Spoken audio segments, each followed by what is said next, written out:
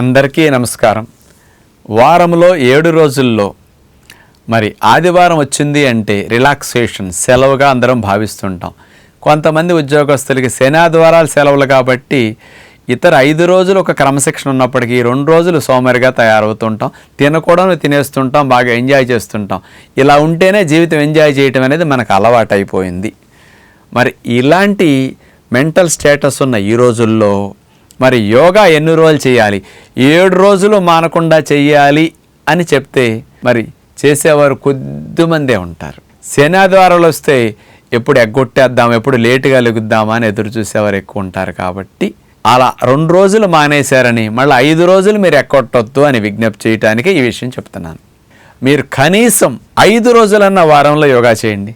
2 రోజులు మీకు ఇష్టమైన ఆటలాడుకోండి, ఈత కొట్టండి, ఇంకా రకరకాలుగా ప్రకృతిలోకి వెళ్ళి గార్డెనింగ్ వర్క్ చేసుకోండి, ఏదైనా చేసుకోండి.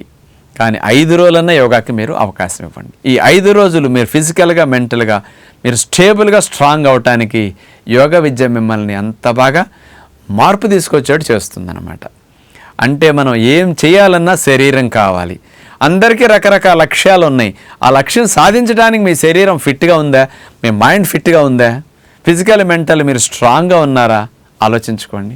లక్ష్యం నెరవేరకుండానే చాలామందికి వయసు రాకుండానే ఫిజికల్గా మెంటల్గా సమస్యలు వచ్చేస్తున్నాయి. దానికి కారణం వీటికి సమయాన్ని కేటాయించకుండా మనం అన్నిటి గురించి ఆలోచిస్తున్నాం, అన్నిటికీ సమయాన్ని పెట్టుకుంటున్నాం.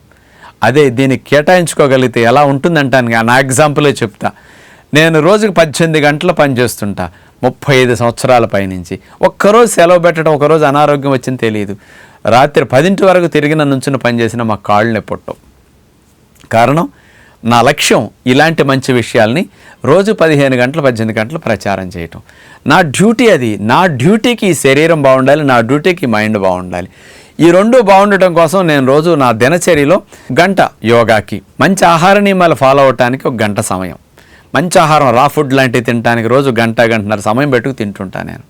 అంటే ఈ 2.5 గంటల సమయం నేను కేటాయించడం వల్ల 16 గంటల సమయాన్ని నేను సవ్యంగా వాడుకోగలుగుతున్నా. నేను ఇంకా 90 ఏళ్ళు వచ్చినా ఇప్పుడు రిటైర్మెంట్ ఏజ్లో కూడా ఇట్లా చేయగలుగుతున్నాం. 90 ఏళ్ల వయసులో కూడా మేము 18 గంటలు 15 గంటలు రోజుకు పని చేయగలుగుతాం. ఇప్పుడు ఫిజికల్గా మెంటల్గా మనం స్ట్రాంగ్గా ఉండటానికి అటు ఆహార నియమాలు ఇటు యోగ విద్యని 2 జోడించి వాడుకోగలిగినప్పుడే మనం ఏదైనా సాధించగలుగుతాం. అందరం లక్ష్యాన్ని సాధించడానికి ఈ దేహం ప్రధానం, ఈ మనసు ప్రధానం. ఈ 2 బాగుండటానికి యోగ విద్యను తప్పనిసరిగా దినచర్యలో భాగంగా చేసుకుని 5 రోజులు మానకుండా అభ్యాసం చేద్దామని విజ్ఞప్తి చేస్తూ నమస్కారం.